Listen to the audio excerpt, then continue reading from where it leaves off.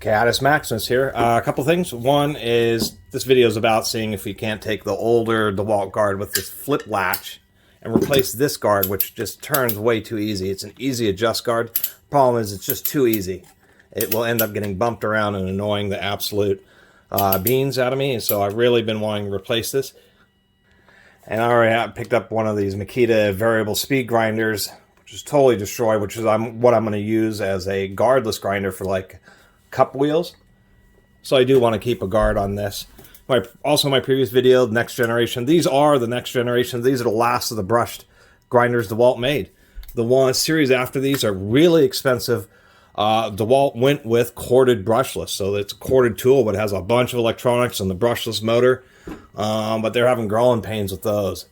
This particular unit, the DWE 402, actually has at least a pretty good reputation, and I think that's just because they're not trying to push it quite as far as some of these other 13 amp motors.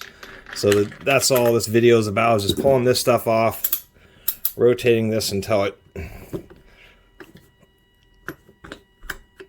Oh, come on. At least it's easy to remove when you don't like it. And seeing if I can't get this one to fit. Pull out the screw, which is the screw that holds that ratchet pawl. We're gonna need the screw. Just don't need the ratchet pawl. And I think I'll just end up leaving the spring in there. Put the screw back in because we need it.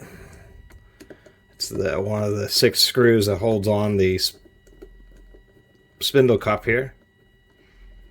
And we'll just run that back in. We don't have to really worry about that screw interfering. I was just worried about more of the ratchet pawl because it comes up against the face. This one you don't want to tighten too much just because there isn't much surface area down there. I guess this is the moment of truth. There's a big gap, and okay, we'll have to force that. If we close it and we look carefully, we can see a big bump here and a small bump there, and it's the opposite direction here. Why DeWalt on their own product would change it? It just doesn't make any sense. It's like they're trying to make sure somebody wouldn't put on one of these.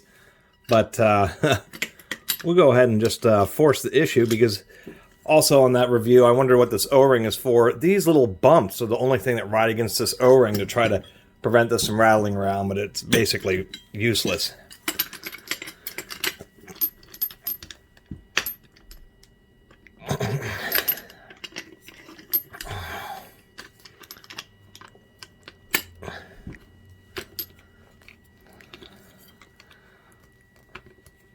Just gotta try to force it into that slot, and then it'll end up fitting, I'm sure. It's just why DeWalt, why on earth they would have... Oh yeah, there's a third bump up there. Would have done it like this is just totally beyond me. Okay, issue number 1. The head of this screw is too big. There's not enough space right there. Trying to get this on, what I'm realizing is it's interfering right there. If you don't want to go to the store and try to dig up some other kind of screw, you'll have no choice. You'll have to take this screw out and spend a little bit of time filing it, or hit it up against a grinder to reduce the diameter of the head. I'm going to see if I have another screw that'll work. Did find a screw. It's a metric, fine thread, 4mm, 20 millimeters of exposed thread. This overall length is 24 millimeters. So, fortunately I had one. And it's even better because it's a regular socket head cap screw. So it'll provide a much better support than this thin little shelf, which wants to just push in and bite into the aluminum because it has such a small amount of surface area.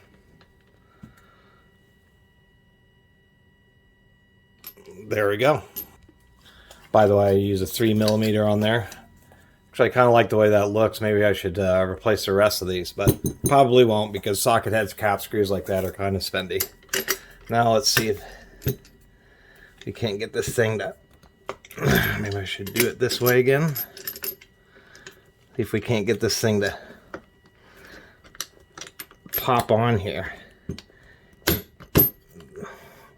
Look at that. We actually managed to get... Come on. Alright, it actually works. It's just kind of funky because it doesn't sit quite all the way down because the flange on this is much taller. It actually does work. On these DeWalt guards, you do have a screw, so if you clamp it and it isn't tight enough, you can just adjust that screw. But you kind of just get it aligned right in that little groove.